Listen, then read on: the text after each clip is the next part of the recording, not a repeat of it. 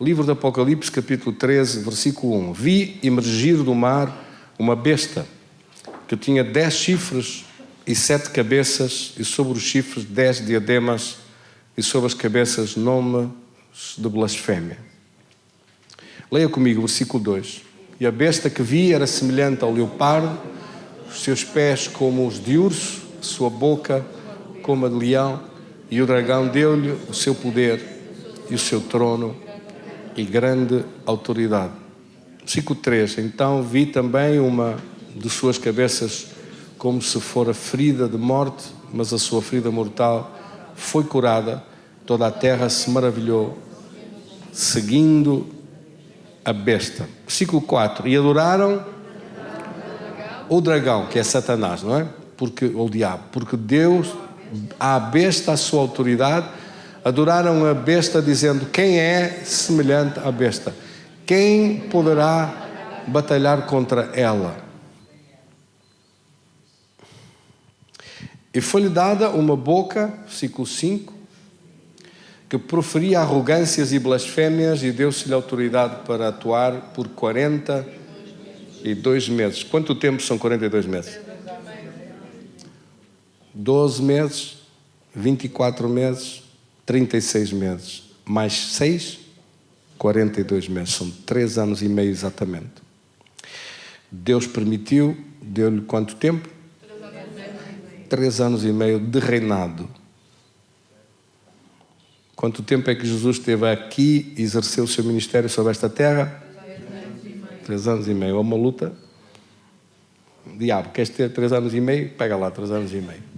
O meu filho teve 3 anos e meio, mudou a história, mudou o mundo. Vamos ver o que é que o diabo faz em 3 anos e meio. O que é que ele acha que ele vai fazer em 3 anos e meio?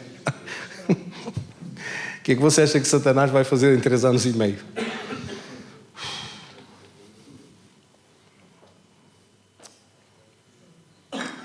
Não quer que eu pregue sobre este tema hoje? Quer saber alguma coisa sobre o futuro ou não? Bem, vamos então estudar com a graça de Deus, vamos orar.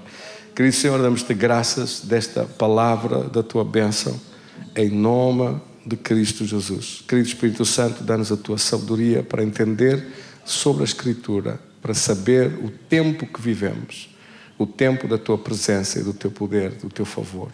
No nome de Jesus. Tenha a gentileza de sentar. Lemos um pouquinho mais para a frente. Diz, versículo 6, abriu a sua boca em blasfémias contra Deus para lhe difamar o nome e difamar o tabernáculo, a saber, os que habitam no céu. O versículo 7 diz assim: também lhe foi permitido fazer guerra aos santos e vencê-los, e deu-se-lhe autoridade sobre toda a tribo e povo e língua e nação. E o adorarão todos os que habitam sobre a terra, aqueles cujos nomes não foram escritos no livro da vida do Cordeiro que foi morto desde a fundação do mundo. Quem tem ouvidos para ouvir, que ouça. Graças, querido Senhor, a tua palavra, a tua bênção em nossa vida, em nome de Jesus. Meus queridos irmãos, que texto à primeira vista tão estranho este? Quem é afinal esta besta? Já pelo nome não deve ser grande coisa.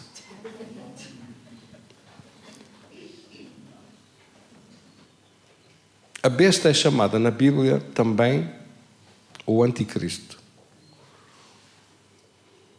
Glória a Deus. Temos aqui o pastor Mitchell connosco. Damos um aplauso para Jesus, pela vida dele. Está connosco.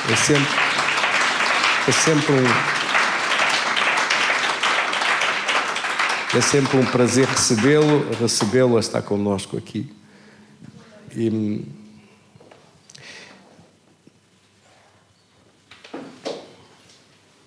na Bíblia há um conjunto de mensagens que são centrais no Evangelho. Há um conjunto de 7 mensagens, de 7 níveis, de 7 tipos de estudo, que normalmente eu não falo disso, normalmente eu não explico isso porque não vale a pena, mas que fazem com que uma igreja esteja equilibrada, com que alguém receba conhecimento da palavra de Deus. Estou a referir-me à palavra de Deus. E, coincidentemente, tem a ver com as proclamações e as celebrações, coincide com as celebrações que durante milhares de anos os judeus fizeram por imposição de Deus, por ordem de Deus. Recorda-se que a última grande celebração, a sétima, é a celebração da festa dos tabernáculos. E na festa dos tabernáculos, o povo de Deus celebrava fora, em tendas, em um lugar que era preparado, e deixavam tudo para trás e durante uma semana celebravam fora da sua vida habitual, da sua vida, do seu cotidiano, do trabalho, das suas competências, das coisas que faziam normalmente na sua vida, deixavam tudo para trás e durante 7 dias celebravam a festa dos tabernáculos. Esta festa dos tabernáculos corresponde, no Novo Testamento, às bodas do Cordeiro. Porque, de facto, vai chegar um momento em que a igreja deixa tudo para trás, os filhos de Deus, não é a igreja edifício, as pessoas, você, eu, todos nós, fica tudo para trás e nós vamos para um lugar que Jesus foi a preparar para aqueles que o amam. Foi o próprio Senhor que disse que ia livrar numa hora de grande tormento sobre todo o mundo, porque esta vez vai ser sobre o mundo inteiro, não vai ser como Sodoma e Gomorra, que foi só sobre 2 cidades, vai ser sobre o mundo inteiro, e antes que essa hora chegue, Deus vai pegar naqueles que são dele, quantos aqui é que são dele? E vai tirá-los daqui. A isto a Bíblia chama o arrebatamento.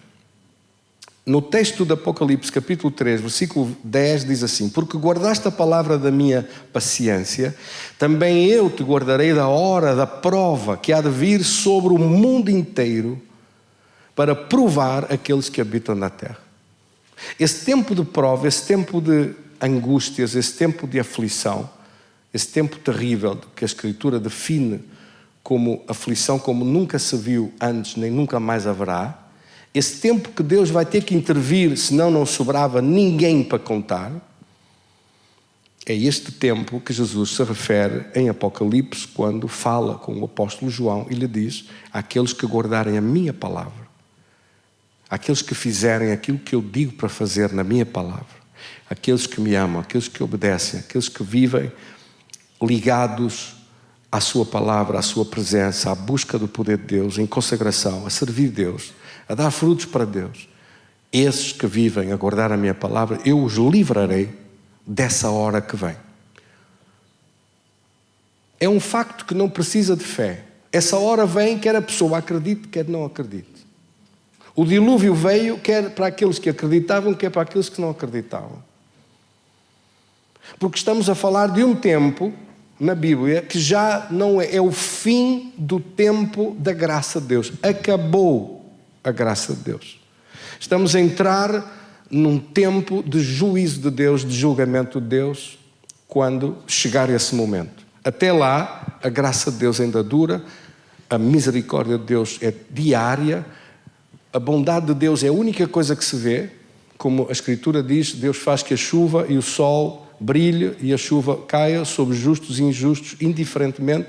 Deus abençoa a terra toda, Deus faz tudo por igual para todos, para quem merece, para quem não merece, para quem merecia levar com pau e para quem merecia um aplauso. Deus faz tudo igual, Deus não faz acepção, Deus permite as portas abertas, oportunidades todas, Deus dá toda a oportunidade, mas vai chegar um momento em que primeiro Ele vai pegar naqueles que são dele e tira-os daqui para fora. E esse momento é chamado na Bíblia o arrebatamento. E você tem que ter conhecimento destas coisas. Tem que saber isto. Tem que saber. O arrebatamento está escrito na Bíblia em 1 Tessalonicenses capítulo 4, versículo 16. Diz assim: porque o Senhor mesmo, quando for dada a palavra de ordem, ouvida a voz de arcanjo e soando a trombeta de Deus, descerá dos céus. Está a ver?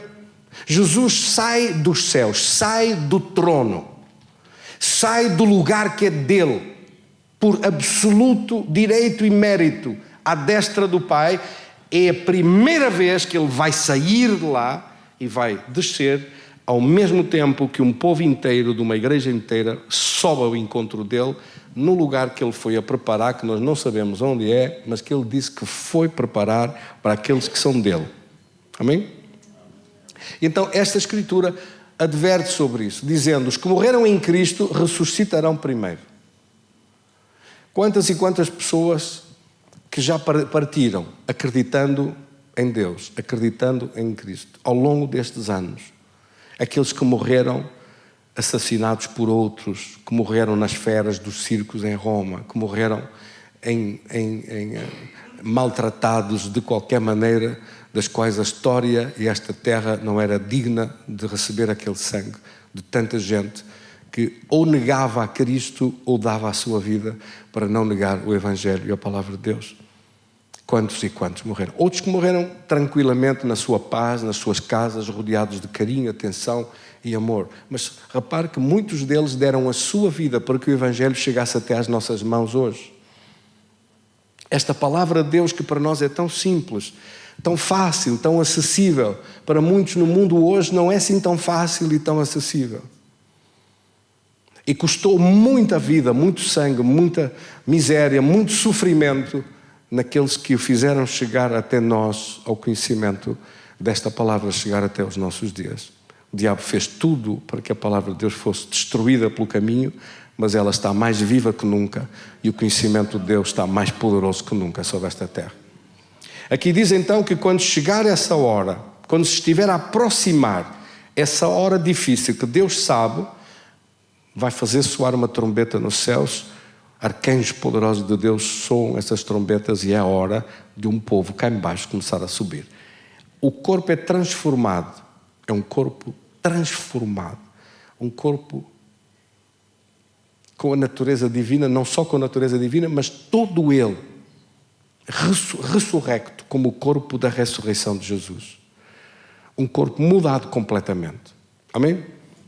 Por isso é que diz aqui que aqueles que morreram em Cristo ressuscitarão. Não ressuscitam com o mesmo corpo.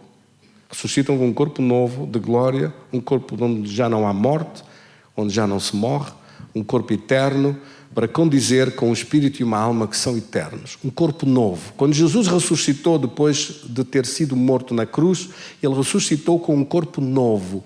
Os discípulos de facto viram, mas havia uma diferença. Porque aquele corpo não precisou de entrar pela porta, nem de entrar pela janela. Ele apresentou-se no meio deles, estava tudo fechado. O corpo era um corpo que Jesus comeu com eles, na presença deles, esteve com eles, comeu peixe, comeu aquela comida que eles tinham lá. E disse, porque eles estavam tão espantados, que Jesus teve que dizer-lhes: tocai-me e vede, que eu sou corpo. Então eles tocaram-no, agarraram-no, viram. É um corpo parecido com o corpo que era antes. Só que este corpo é perfeito. Não tem limite de tempo, não tem limitação no espaço. É um corpo eterno, perfeito, não envelhece, não se estraga, não decai, não se corrompe. Não tem nada da natureza adâmica neste corpo novo que vamos ter e receber. É com esse corpo que a igreja vai subir. É com esse corpo que ressuscitam os que morreram em Cristo. É com esse corpo extraordinário. E depois diz aqui: nós, os que estivermos vivos, seremos arrebatados, versículo 17, juntamente com eles, entre as nuvens, para o encontro do Senhor nos ares, e assim estaremos para sempre com o Senhor. Ora, em João, no capítulo 14, no versículo 1, 2 e 3, Jesus disse que foi a preparar lugar para nós. E esse lugar que Ele foi a preparar para nós é exatamente este lugar para onde nós vamos. É um lugar especial, preparado por Deus para toda a sua igreja, para todos os filhos de Deus, para todos os crentes ao longo destes milhares de anos. Por favor, perceba. Nesta hora, ao contrário do Velho Testamento, em que aqueles que morriam, como Abraão, ou Moisés, ou David, ou Eliseu, os outros todos, tinham que esperar num lugar chamado Seio de Abraão, na parte superior do Hades, tinham que aguardar e esperar pela vinda de Jesus para morrer derramar o seu sangue na cruz para poder entrar no paraíso de Deus. Aquilo era uma antecâmara do paraíso. É um lugar muito bom, não tenha dúvidas, não se trata do inferno, mas tiveram que esperar que Jesus viesse. Porque Jesus é o primogênito entre os mortos. E Jesus era o primeiro a vir. E no entanto, quando Jesus disse, e você recordar-se-á disso, quando Jesus falou para o ladrão ao lado dele na cruz que estava a morrer, não é? Jesus já falou diferente. Jesus disse: hoje mesmo estarás comigo no paraíso. A partir desse dia em que Jesus deu a sua vida, houve muitos que morreram e que ressuscitaram e que subiram para a presença de Deus. O susto que deve ter sido em Jerusalém e em outras cidades deve ter sido avassalador. Porque eles apareceram às pessoas e falaram com as pessoas vivos. Porque Deus é Deus de vivos e não de mortos. Ou seja, o espírito e a alma, que é o que nós somos, um ser espiritual, vive dentro desse corpo, é você. A pessoa que fala, esta pessoa que sou eu, que está a falar, que pensa, que sente, é composto de um espírito e de uma alma e habita numa casa que é este corpo. Mas este corpo não faz uma ligação perfeita com um espírito e uma alma que são eternos. Porque a morte entrou. Depois da desobediência do homem no paraíso, a morte entrou e o corpo começou a morrer. Teve que se habituar a morrer. Levou 900 anos dos primeiros para se habituar a morrer, porque essa ideia de morte não existia. O conceito de morte não existia. A morte não existia. Nós não fomos feitos para morrer. Fomos feitos para ser eternos. Amém, irmãos? Com o espírito e uma alma eternos, precisamos de um corpo eterno, de um corpo que não decaia, que não se corrompa, que não se estrague, que não envelheça. Não vamos estar sempre a meter peças novas. Precisamos de um corpo que permaneça perfeito, vivo, que não envelheça, que não se estrague, que não se corrompa, que não se desgaste com o tempo. E para isso Jesus veio para que, ao crucificar aquele corpo do qual ele nasceu de Maria, esse corpo onde estava esta semente de morte, que todos nós nascemos já com este gene da morte dentro do nosso ADN, Jesus extirpou esse ADN de morte, retirou essa natureza maligna, retirou a natureza da corrupção, e nós teremos um corpo incorruptível. Todos os que morreram receberão um corpo incorruptível. Você vai ver todos aqueles que ouvem falar dos grandes personagens da Bíblia. Vai ser um prazer conhecer a David, vai ser um prazer conhecer e falar com Moisés ou com Abraão ou com Josué.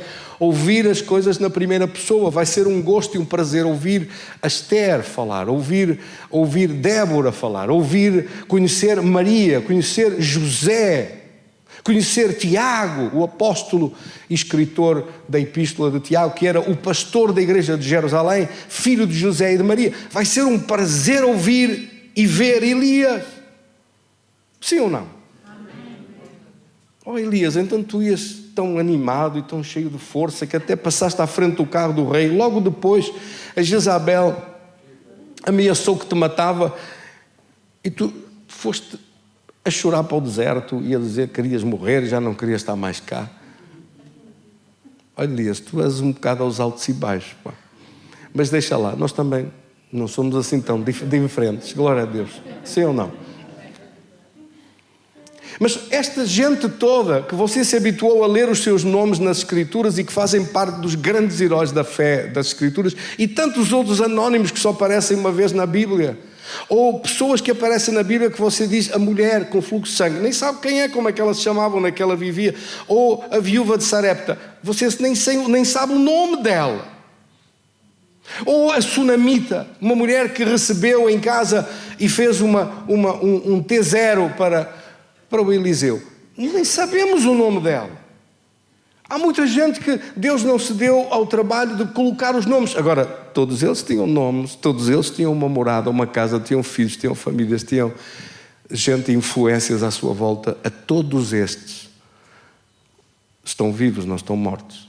Nesta hora, pastor, onde é que eles estão? Estou na presença de Deus. em espírito e alma. Porque o corpo espiritual é um corpo. Vamos ver se nos entendemos. Você por dentro é parecido com o que está fora. Por isso nós vamos nos conhecer. Porque o espírito e a alma são parecidos com o seu corpo físico. Lembra-se daquele rico que morreu e foi parar ao inferno e disse que tinha sede e queria que Lázaro molhasse a ponta do dedo em água. Quem é que se recorda dessa passagem da Bíblia do Evangelho de Lucas, capítulo 16, não é? Veio que molha o dedo em água. Quer dizer, o corpo espiritual, o seu espírito e a sua alma têm dedos, têm mãos, têm braços, têm pernas, têm tudo igual como o seu corpo físico. Tem olhos e viu, ouvidos, ouviu, falou, língua, tinha sede. É igual. Só que é um corpo feito de substância espírito, de células espirituais, de órgãos espirituais. Tem olhos, tem ouvidos, tem tudo igual ao que você é. Naquelas experiências de pessoas que já saíram do seu corpo e que voltaram para o seu corpo, eles dizem que eles olham de cima e ficam admirados de ver que o corpo está ali, mas que a pessoa está fora, e eles tocam-se e veem que são uma pessoa. Uma pessoa, então era como se fossem dois. Está ali um e está aqui outro. Ali está o corpo, aqui está a pessoa. Agora estão unidos e tão encaixados um no outro que não se conseguem separar. A essa separação nós chamamos a morte física. Essa separação entre o corpo espiritual e o corpo físico é a morte física. Há outra morte pior, que é a morte espiritual, que é a morte que milhões e milhões e milhões de pessoas vivem neste planeta. Não tendo uma relação com Deus, não há vida de Deus, há morte espiritual. A morte espiritual é a divergência de Deus. A morte espiritual é a separação de Deus. A morte espiritual é o seu corpo e o seu espírito não terem a vida de Deus dentro, não terem a presença de Deus dentro, não terem a natureza divina que só Deus é que pode dar.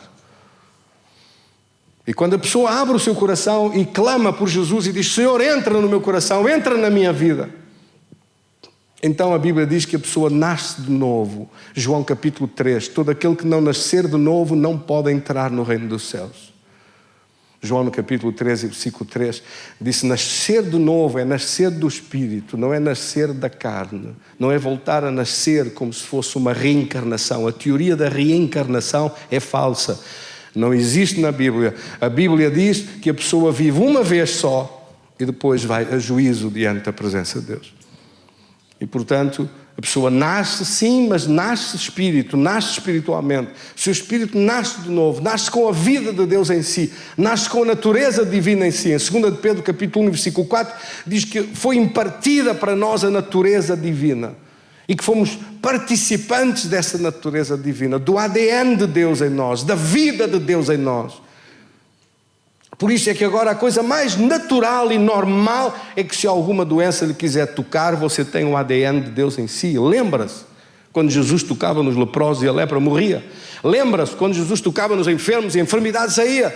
Lembra-se quando aquela mulher com fluxo de sangue tocou no manto de Jesus e a doença parou imediatamente? Porque essa vida de Deus está em nós, nos filhos de Deus. E nós precisamos de ser lembrados disso, recordados disso, que qualquer mal que lhe tocar está condenado a secar, condenado a desaparecer, porque o poder de Deus que está em nós é muito maior. A vida de Deus que está em nós é muito maior. E por isso, não pense tanto em doença, ou em angústia, ou em opressão, ou em maldição. Recorde só e pense e fale e declare isso: maior é aquele que está em mim do que aquele que está no mundo. Maior é a presença de Deus que está em mim, maior é a vida de Deus que está em mim, maior é a glória de Deus que está em mim. Amém? Estamos nós a falar sobre isto a propósito, eu disse a propósito da história. Há aquelas pessoas que às vezes ao fazer perguntas, ou uns casos de outros que disseram: eu não acredito em nada, não acredito em Deus, não acredito em nada. Uma vez a um senhor que estava muito renitente, eu disse: e o senhor acredita na história? História, disse: bem, história acredito. Mas pronto, ainda bem que acredita na história então. Mas o que é que isso tem a ver com a história? Diz ele, é que a história na Bíblia está contada de uma forma muito especial. Deus, quando conta a história, nós, quando contamos história, quando mandamos os nossos filhos para os liceus e escolas aprender sobre história da civilização, aprendemos a história que já aconteceu. Se você for hoje a uma biblioteca à procura de um livro de história, história medieval, a história do surgimento da civilização, a história na Mesopotâmia, por exemplo, encontra livros a falar da história do período do Império Romano, ou a história do tempo dos faraós, ou a história do Império da Grécia. Você encontra livros de história que fazem a narrativa de como foi, como é que aconteceu, que é sempre escrito e contado depois de acontecer. Mas quando Deus conta a história, Deus dá-se ao luxo de contar a história antes dela acontecer. Então, quando você lê na Bíblia a história que foi escrita nos livros que estão datados daquela época, mas que é sempre escrita para a frente. Ou seja, Deus dá-se ao luxo de contar a história que ainda não foi, a história que ainda não aconteceu. Os períodos da história que ainda não aconteceram, Deus faz a narrativa deles. Hoje, a maior parte deste tempo já aconteceu e nós olhamos para trás e fazemos a verificação. A verificação daquilo que Deus naquela época falou através dos profetas, dizendo o que ia acontecer. Neste caso, este texto que nós lemos de Apocalipse capítulo 13 e que fala sobre os 4 grandes animais ou as grandes bestas que estão aqui, um com aspecto de leão, outro com patas de urso, com cara de leão, patas de urso, leopardo e um outro animal, a quem o dragão, a quem Satanás deu a sua autoridade e o seu poder. A quem Satanás deu o poder. Repare bem, a quem Satanás deu o poder. E fala do surgimento de um outro. A que lhe vai ser dado somente o tempo de 42 meses. E este ainda não veio. De que é que estamos a falar? Estas bestas da história parece que estão todas misturadas aqui. Era uma besta, olhando para trás, nos milhares de anos de existência da civilização, você encontra este leão que está aqui. A que é que se refere isto? Este texto de Apocalipse 13 é um texto que está plasmado mais em pormenor e detalhe em Daniel, no capítulo 7. Assim, quando você chega a Daniel, no capítulo 7, encontra uma narrativa extraordinária. Nessa época, que ainda não tinha acontecido, ainda ia acontecer. E como eu disse, Deus dá-se ao luxo de contar a história para a frente, então Deus contou a Daniel acerca dos reinos que viriam. Ou, dizemos nós hoje, dos impérios, do estudo dos impérios que dominaram toda a civilização do seu tempo. E cá estão eles. Neste caso, diz assim: apareceram, diz aqui, Daniel capítulo 7, versículo 3, ou Daniel capítulo 7, versículo 2, falou Daniel e disse: eu estava olhando durante a minha visão da noite, durante os sonhos, e vi 4 ventos do céu agitavam o grande mar. Quando aqui na Bíblia diz o grande mar, refere-se ao mar Mediterrâneo, que era o mar em frente a Israel, não é?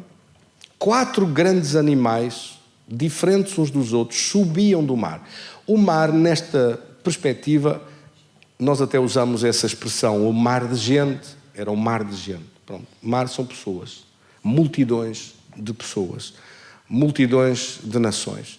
E o primeiro grande animal, que era como um leão, tinha asas de águia, enquanto o olhava, foram-lhe arrancadas as asas e tinha também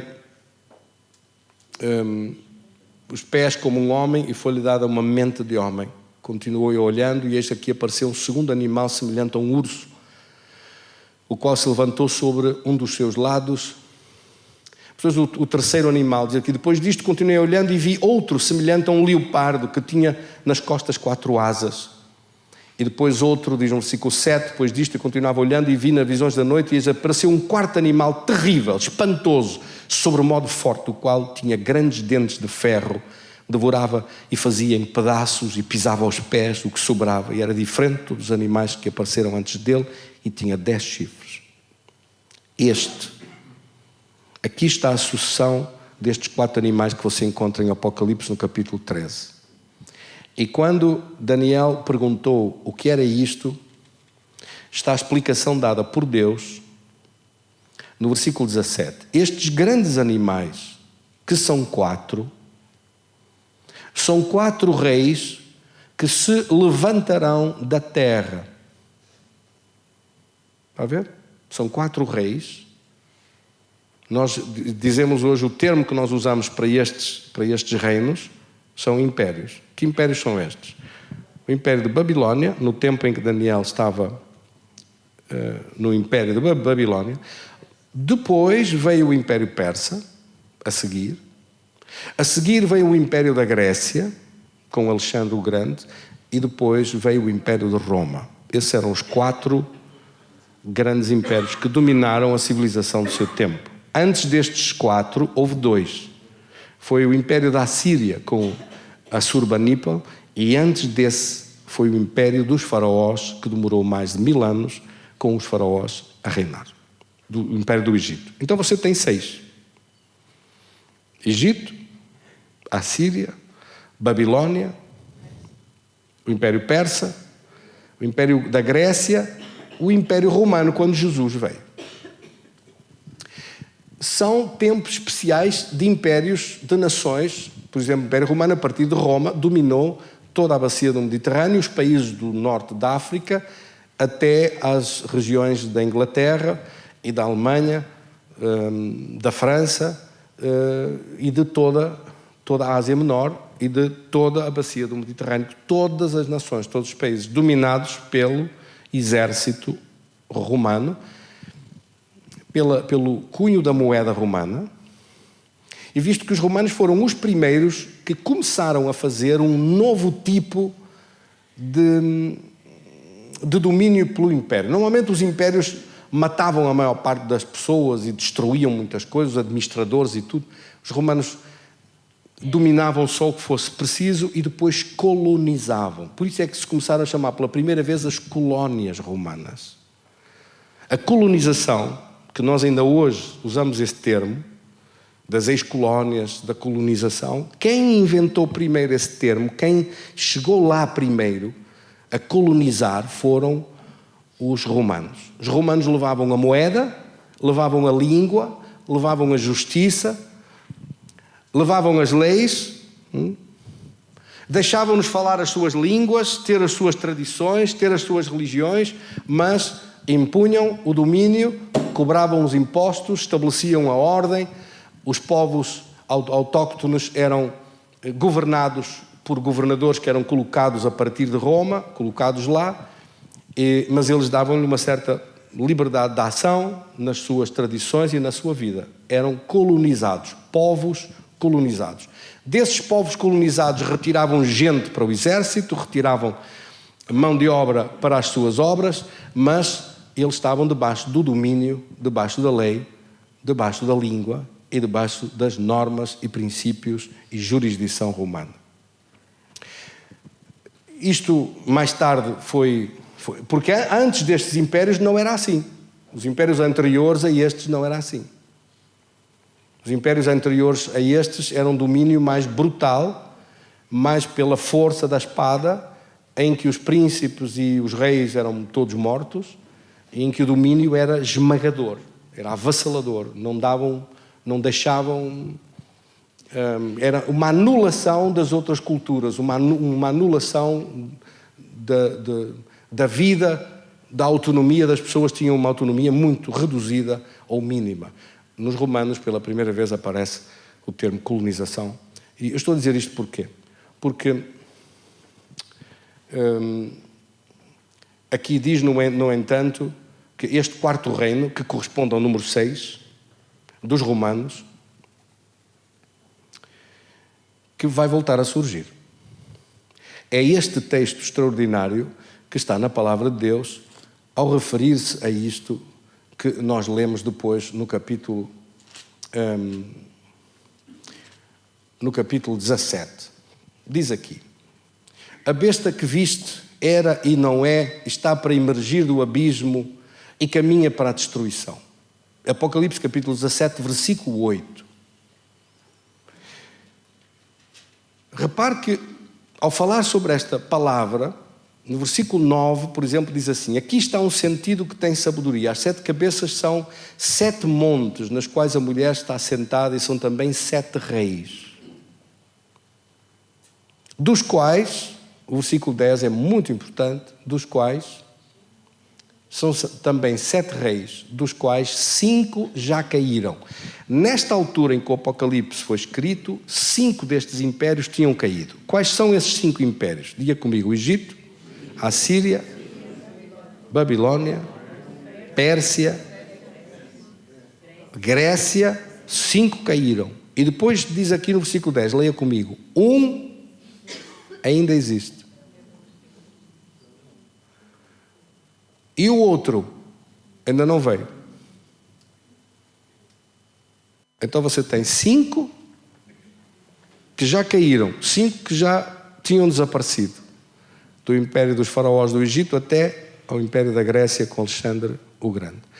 Todos estes impérios corporizaram numa pessoa. Houve alguém que foi o autor, o pensador, o criador, o imaginador destes impérios e da forma como eles tinham que aparecer. Teve uma inspiração, como já viu, que não foi propriamente, Deus chama-lhe a inspiração da besta. A inspiração que não é de Deus. Amém? Desses 6, diz aqui que um ainda não veio, e quando vier, vai durar pouco tempo. E a besta, afinal, quem é a besta? Que você lê no Apocalipse, capítulo 13, viu uma besta que tinha uma boca de leão, tinha cabeça de leão, tinha pés de urso, tinha tudo, a mistura toda daqueles impérios todos para trás, a acumulação do saber, do conhecimento, do aprendizado político, da criação destes reinos e impérios. Estas coisas estudam-se, estas coisas aprendem-se na arte da política que você vê no mundo. Eu não ligo nada à política, mas observo. Amém? Nós estamos aqui e temos que ver, e olhar à nossa volta e ver onde estamos, qual é o tempo que estamos a viver. Quanto tempo estamos de distância de acontecerem estas coisas? A que distância estamos nós dos acontecimentos que vêm à nossa frente? Nós estamos no sítio do Império Romano. Esta terra onde nós estamos, Portugal, foi dominada pelos romanos, a não ser umas pequenas bolsas de resistência que ficaram para aí nos montes. Mas toda a Península Ibérica, todas as regiões, até uma parte da Alemanha, até uma parte da Inglaterra, França e depois toda a Europa, toda a bacia do Mediterrâneo, os países do norte da África, tudo isso foi dominado pelo Império Romano. Até Israel, quando nasceu Jesus, estava debaixo do poder, do domínio do Império Romano. Interessante sobre este texto é que diz que estes são 7. 6 passaram, só falta 1. Mas a coisa mais curiosa sobre este último grande império que estamos aqui a tratar é que a Bíblia diz claramente que ele vai ter domínio sobre toda a terra. E não se trata propriamente de países ou nações, mas da pessoa. A pessoa vai ter influência sobre toda a terra. A besta, o anticristo, vai corporizar esta ideia. O diabo, Satanás, vai lhe dar a ele todo o seu poder. Imagine que o diabo vai passar para este personagem, assim como Deus pôs todo o poder na vida e na pessoa de Jesus. Satanás vai pôr todo o poder na vida e da pessoa deste que é chamado nas Escrituras o anticristo, ou é chamado a besta ou anticristo. É a mesma pessoa. Quando você vir na Bíblia anticristo ou a besta, é o mesmo. É um homem. Olhando para aqui, você tem que perceber logo que, a exemplo do faraó, de César de Roma, de Alexandre o Grande, de Nabucodonosor, de Assurbanipal, ou do rei Dario, do rei persa, é um rei. Ou seja, é um presidente de nações. Nós hoje chamamos-lhe mais presidentes ou líderes políticos, é um grande líder político. Ele é apresentado na Bíblia, repare que ele está aqui todo documentado, quem ele é, o que ele vai fazer, como ele vai agir, qual é a especialidade dele. Ele é perito, especialista máximo em intrigas, em adivinhação. Não podia ser diferente, não é? Porque ele tem que receber de Satanás as instruções, portanto é através da adivinhação. Ele é perito em adivinhação, ele adivinha coisas. Ele tem o espírito de Satanás a trabalhar nele de profecia, de adivinhar, de saber, antes de acontecer, ele sabe. Ele sabe quem é, ele sabe o que vai fazer. Obviamente ele não acredita naquilo que se trata do assunto de Deus, não acredita. Ele acredita profundamente no que ele vem fazer, na missão dele. E a missão dele está aqui toda descoberta. A missão dele nem sequer está escondida. A missão dele não pode estar mais à vista. Na Bíblia, se você procurar numa concordância o Anticristo e começar a ler, ele está lá mais escrito, representado, que aquilo só lhe falta o retrato. Só falta de pôr a cara, porque o resto está lá tudo escrito sobre ele, quem ele é, o que vai fazer. E só para ter uma ideia, vou-lhe mostrar aqui uns poucos de versículos que estão, repare bem, desde o tempo de Daniel, capítulo 8 do livro de Daniel. Vamos ver o capítulo 7. Capítulo 7 do livro de Daniel diz assim: dos 10 chifres é sempre sinónimo na Bíblia de poder, correspondem 10 reis que se levantarão naquele tempo. Depois deles se levantará outro, o qual será diferente dos primeiros e abaterá 3. Proferirá palavras, versículo 25, contra o Altíssimo, magoará os santos do Altíssimo, cuidará em mudar os tempos e a lei, e os santos lhe serão entregues nas mãos por, versículo 25, ora leia comigo, por um tempo e tempos, 2 tempos, 1 ano, 2 anos e metade de um tempo. A mesma coisa. Do outro lado diz 42 meses, aqui diz 3 anos e meio. Já começa no livro de Daniel a dizer quanto é o tempo do reinado dele. E depois diz, mas depois se assentará o tribunal para lhe tirar o domínio e para o destruir e consumir até ao fim. E o reino e o domínio e a majestade dos reinos debaixo de todo o céu será dados ao povo dos santos do Altíssimo. O seu reino será um reino eterno e todos os domínios o servirão e lhe obedecerão para sempre. Veja mais sobre o Anticristo, capítulo 8, versículo 23. Diz aqui, mas no fim do seu reinado, quando os prevaricadores acabarem, levantar-se-á um rei feroz de cara, entendido em intrigas. Grande é o seu poder, versículo 24.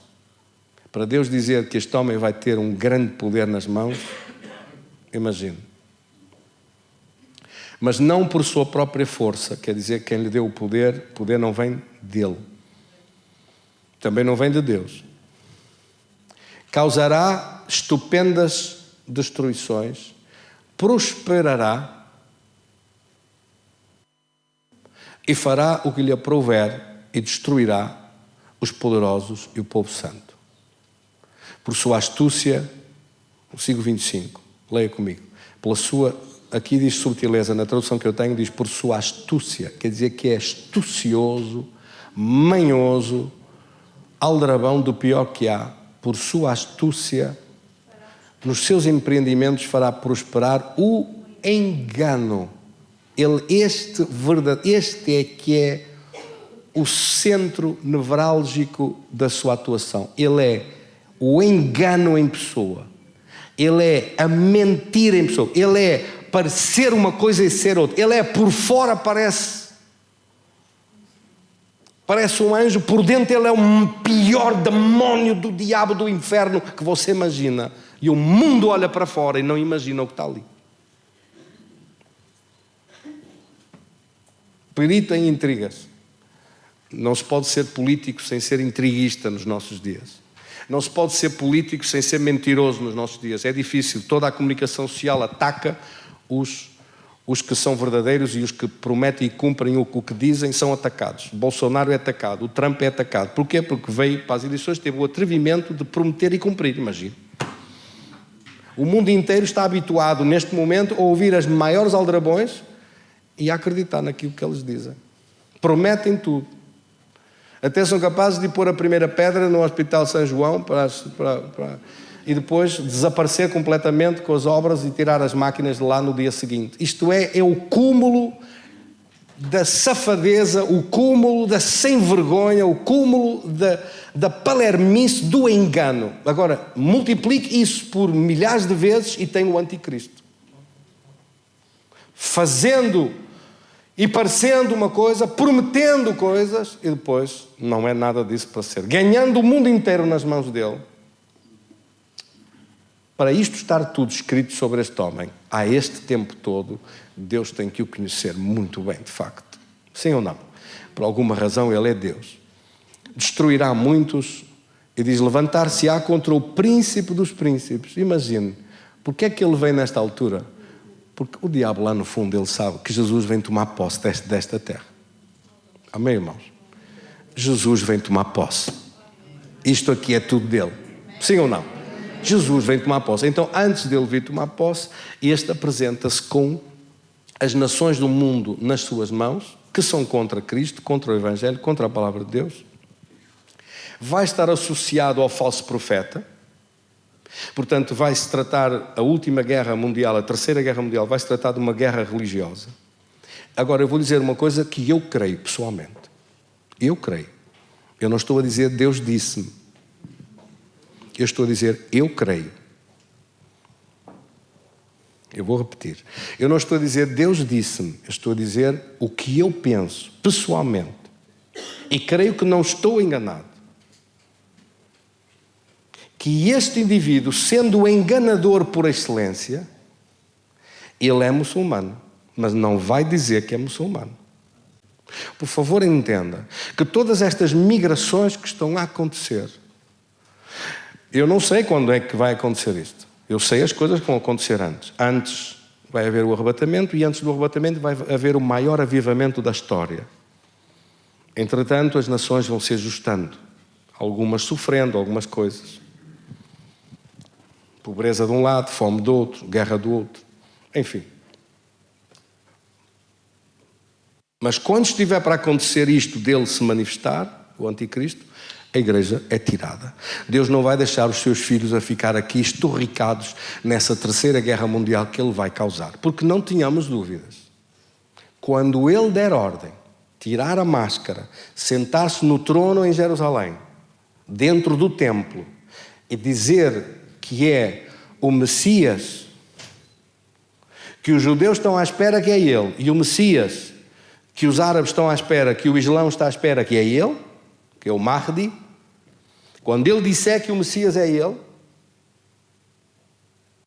bem, quando ele obrigar toda a gente a adorá-lo como Deus, porque é isso que ele vai fazer, porque ele é o filho do Deus com letra pequena, Deus gerou no ventre de uma virgem pura e maravilhosa mulher, amém? Gerou o seu filho. Satanás gerou no filho, deve ter sido a maior vagabunda que ele arranjou. Este bandido vem e não pode vir, tendo estas características todas, através do engano, através da intriga, através do mundo da política, colocando-se como um imperador e exigindo à altura dos antigos imperadores de Roma e de outros dos faraós, que eram deuses ao mesmo tempo, divinos e humanos. Ele vai exigir que o adorem como o falso Messias. Ele vai dizer que é o Messias. Ele vai exigir adoração. Você acha que as nações podem estar muito doidos, mas quando virem de facto quem ele é e se aperceberem disto e ele vier com as exigências últimas de tudo ser transformado no Islão e desaparecerem todas as religiões e ficar só o Islão, eu creio que aí sim, a terceira guerra mundial é imparável. Porque não há outra religião que goste de cortar a cabeça às pessoas a não ser eles. Você não vê os budistas a fazer isso, não vê os cristãos a fazer isso, não vê nenhuma religião a fazer isso no mundo. Só os muçulmanos fazem isto. E vai haver isso durante o tempo daqueles 3 anos e meio que ele vai ficar com todo o poder na mão dele e subjugar as nações através da força. Porque é isso que o Islão faz. Por isso, eu, pessoalmente, eu não estou a dizer Deus disse-me, tenho uma revelação. Eu estou a dizer-lhe o que eu penso, que estes movimentos todos, estas migrações todas, estas palermices todas que estão a acontecer no mundo hoje, juntos com a esquerda, porque são os comunistas e a esquerda, que estão a abrir as portas no mundo inteiro, nos países onde não há esses movimentos da esquerda, desta esquerda horrível, eles não entram. Nos países onde há, na Polónia, os migrantes são poucos. Na Hungria, poucos. Todos os partidos de centro ou de direita não deixam entrar com as portas abertas dessa maneira. O próprio Trump disse que no céu há muros. Nem toda a gente que quer entra no céu. Mas o inferno é que não há restrições, o inferno é que não tem muros. Só não tem muros o que não presta. O que presta guarda-se, preserva-se. Não se sujeita às pessoas das suas terras e nações a ser as mulheres violadas, a ser assaltados e roubados, a ser gangues de vendas de droga multiplicadas, a ver, desculpa o termo, a bandalhice que se está a ver em tantos países por aí fora, através desta invasão toda, desta gente que vem não para trabalhar, na sua maior parte, os que estão dedicados à religião não querem trabalhar. Quem está dedicado de facto a essa religião do Islão não vem para trabalhar, vem para subsídios, vem para viver à custa das nações, vem para trazer 3 e 4 mulheres com eles para ter filhos com abundância e daqui a 50 anos podem ser maioria em algumas nações e colocar o presidente lá. Estamos a falar da França, estamos a falar da Alemanha, pode demorar anos, alguns anos, mas a velocidade com que eles têm filhos, nos subsídios todos que vivem, sem fazer nada, sem trabalhar, os outros a trabalhar para eles, não me admiro nada que em alguns casos rapidamente cheguem a ultrapassar a população local e a ser eles, porque eles votam só neles. Esqueça votarem em partidos, eles não querem saber disso, eles votam tudo o que é Islão. Por isso é que já há em muitas cidades inglesas, em algumas cidades francesas, já o mayor, o presidente da Câmara, já é o presidente de Londres, da Câmara de Londres, é muçulmano. Porque eles só votam nos muçulmanos, não votam nos outros, porque no Corão diz que os muçulmanos não podem ser governados por outros que não são muçulmanos. Portanto, estes que vêm para a Europa, não para que sejam mandados pelos europeus, não para se adaptar aos costumes do cristianismo e da Europa, mas para impor a sua lei, a Sharia, sobre as nações. Portanto, isto é altamente perigoso. De facto, são ovelhas que estão a convidar lobos para um banquete. É o que a Europa está a fazer. E sem perceber que estes movimentos todos são o quê, afinal? A preparação do governo mundial que vem aí. Eu não sei o que é que o Papa vai dizer, estou com muita curiosidade para saber, porque ele anunciou aos 4 ventos do mundo o dia 14 de maio como um dia especial para convite de todos os governantes do mundo, de todos os presidentes, de todos os reis e governos, primeiros ministros do mundo, todos queiram vir para se encontrarem com ele em Roma no dia 14 de maio do ano próximo, 2020. Faltam 6 meses, quase, para chegar a essa altura. 14 de maio. Daqui a pouco é dia 14 de novembro, contando, você vê, 6 meses até 14 de maio. Nesse dia ele vai anunciar algumas coisas estarrecedoras. Eu creio que o que ele vai anunciar, penso eu, creio que não vou estar enganado, vos antecipar a dizer isto, que ele vai anunciar o governo mundial, que ele vai pedir a todos eles que aceitem, para haver paz no mundo, para haver sossego no mundo, para haver tranquilidade, para que tudo seja feito com mais ordem, para não haver terrorismo, para unir as religiões, que é o que ele quer fazer, unir as religiões numa só, e preparar o caminho para um governo mundial, um governo que governa o mundo. Repare que a Europa quer ter um governo em Bruxelas que governe os países. Os nossos parlamentos, de facto, têm muito pouco poder para decidir seja o que for. E os governos têm um governo limitado, um poder limitado. E querem que isto se transforme a nível mundial, um governo para o mundo, com um grande líder que vai surgir. Sabe quem é esse grande líder que vai surgir? O caminho todo está a ser preparado para ele. Está a ser preparado pela ignorância do mundo e das nações do mundo. Eu estou a dar-vos notícias mais avançadas do que as do jornal de hoje. Estas são as notícias que estão aqui. Agora, quando chegar esse momento de acontecer essas misérias e essas desgraças em que arrebente tudo isto, onde é que você vai estar? Vou-lhe dizer rapidamente 3 coisinhas que deve tomar hoje em atenção, está bem? 3 coisinhas. Primeiro, vai haver o maior avivamento da história para a Igreja de Cristo à face da terra. Prepare-se para esse avivamento. Ore mais. O povo de Deus vai ter a última grande oportunidade de receber as maiores bênçãos de Deus neste tempo. Nós não queremos que isso nos passe ao lado. Nós temos que orar mais, que buscar Deus, que nos encher do poder de Deus, mais que nunca. Amém? 3 coisas deve fazer para que isto aconteça. Se quiser tomar nota destas 3 coisas, 3. Manter-se ligados, manter-se cheios e manter-se a servir Deus. São as 3 coisas que tem que tomar muita atenção. Ligados ao corpo de Cristo, ligados à igreja, ligados a não estar distanciados da igreja. A Bíblia diz que quando aquele dia se aproxima, devemos estimular-nos uns aos outros a não nos afastarmos da casa de Deus. Ligados em Cristo, ligados no corpo de Cristo. Eu sempre sinto pena quando vejo, falta aquele irmão, falta aquela irmã, falta aquela pessoa, falta os outros, falta isto, falta... Eu sei que as pessoas têm direito à sua vida, às suas férias, ao seu passeio, às suas coisas todas, mas os cultos, oh meu Deus, são momentos sagrados da presença de Deus que nós não devemos adiar nem afastar do nosso pensamento. Ligados a Cristo e à sua igreja. Comprometidos, quer isso dizer, ter um compromisso com Deus, um compromisso com a igreja, um compromisso com Deus. Segundo, estar cheios do Espírito Santo, encher-se do Espírito Santo, orar todos os dias, buscar a presença de Deus.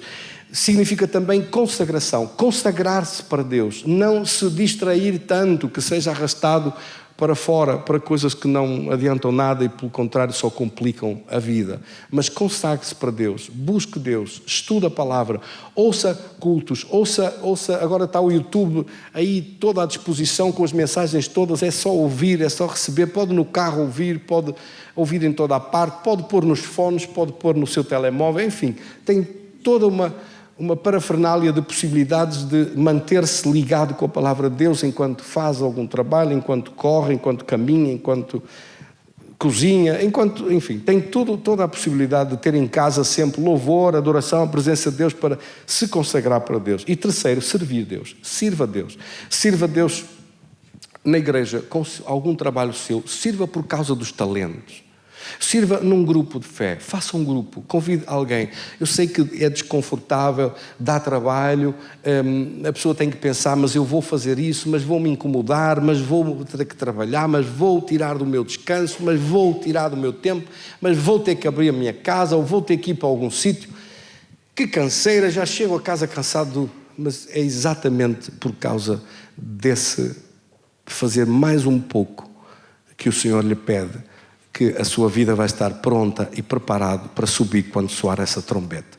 Se estiver relaxado demais, só pensar na vida, nos problemas da vida e nas coisas da vida, nas tarefas, nas corridas, nas aflições da vida, só no dia a dia, se estiver desligado de Deus, se estiver com atenção demais em outras coisas que não contribuem para este fim, o seu tempo é precioso, aplique-o nestas 3 coisas. Dedique-se, que nós não queremos que nos passe ao lado o maior avivamento da história que vem aí. Queremos estar lá. Amém? Quantos querem estar nesse avivamento? E queremos, quando soar essa trombeta, subir ao encontro do Senhor. Deus abençoe a sua vida. E quantos recebem esta palavra? Querido Senhor, damos-te graças da tua palavra em nosso coração. Damos-te graças desta palavra produzir um fruto de bênção, um fruto de vitória, um fruto em nosso coração para a glória do teu nome. Recebe a nossa gratidão de tudo o que tu fazes por nós, tudo o que operas em favor da nossa vida. Eu creio em nome de Jesus. Eu creio, Senhor, que a tua palavra se cumprirá em absoluto e que nós temos a tua palavra em nossas mãos como um mapa para saber o tempo que falta. Os preparativos estão aí. as últimas preparações dos últimos tempos. Está tudo pronto para acontecer. Agora, neste tempo, queremos ver o maior avivamento da história e queremos viver neste avivamento. Queremos estar dedicados e consagrados para Ti.